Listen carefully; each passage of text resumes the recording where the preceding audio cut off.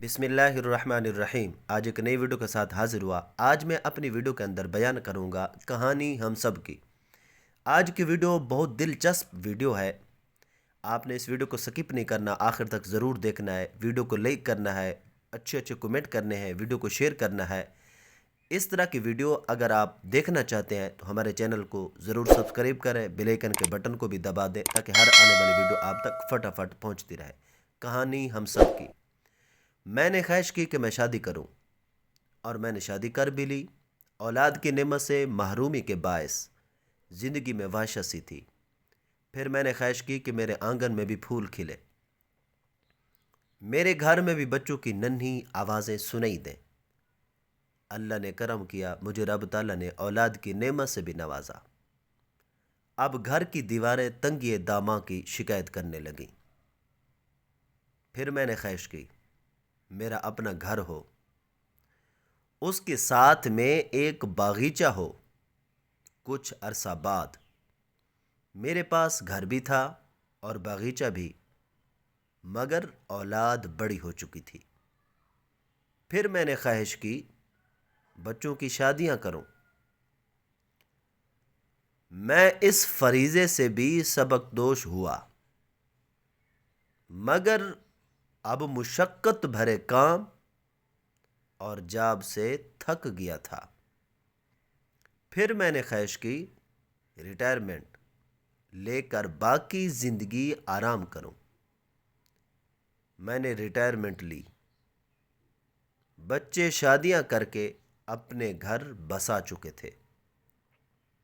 میں تنہا ہو چکا تھا، بالکل اسی طرح جب میں یونیورسٹی اور اسٹوڈنٹ لائف سے فارغ ہوا تھا، مگر فرق یہ تھا تب میں زندگی کی طرف بڑھ رہا تھا اور اب واپس لوٹ رہا تھا، لیکن خواہشات اتنی تھیں کہ ختم نہیں ہو رہی تھیں۔ پھر میں نے خواہش کی قرآن مجید حفظ کروں، لیکن میرا قوت حافظہ جواب دے چکا تھا۔ پھر میں نے خواہش کی اللہ کے لیے روزے رکھوں، مگر صحت ساتھ چھوڑ چکی تھی۔ پھر میں نے خواہش کی رات اٹھ کر تہجد پڑھوں، مگر میرے کمزور پاؤں میرے جسم کا بوجھ اٹھانے سے انکاری تھے۔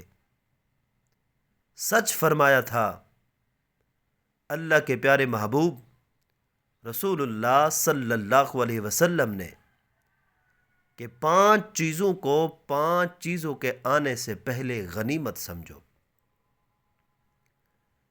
نمبر 1 جوانی کو بڑھاپے سے، نمبر 2 صحت کو بیماری سے، نمبر 3 امیری کو فقیری سے، نمبر 4 فارغ بالی کو مصروفیت سے، نمبر 5 زندگی کو موت سے۔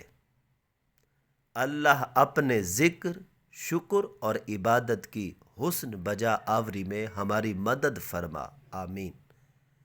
اے میرے مسلمان بھائی اور بہن، اگر آپ کے روزانہ کے شیڈول میں چاشت کی 2 رکعت، قرآن مجید کا کوئی رکوع، رات کی وتر، کوئی اچھی بات، کوئی صدقہ جو رب کی ناراضگی کو خوشنودی میں بدل دے، کوئی ایسی نیکی جو آپ اور آپ کے رب کے درمیان ہو، اگر نہیں تو پھر زندگی کا کیا لطف، پھر کس لیے جی رہے ہیں؟